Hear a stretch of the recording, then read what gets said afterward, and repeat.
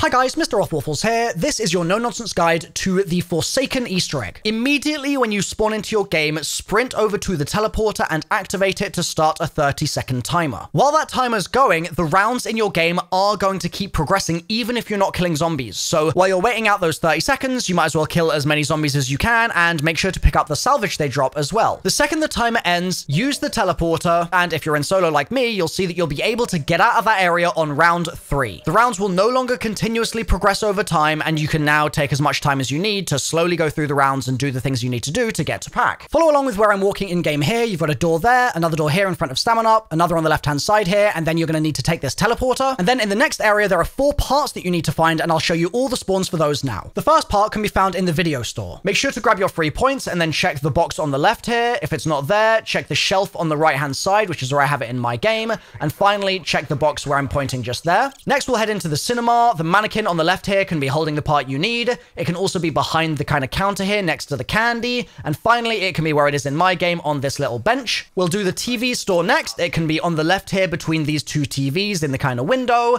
It can also be on this little metal tray / bench. And finally, it's where it is in my game on the shelf. And finally, we have Burger Town. The first spawn is under the American flag here. The second spawn is to the left of the cola machine where I have it in my game.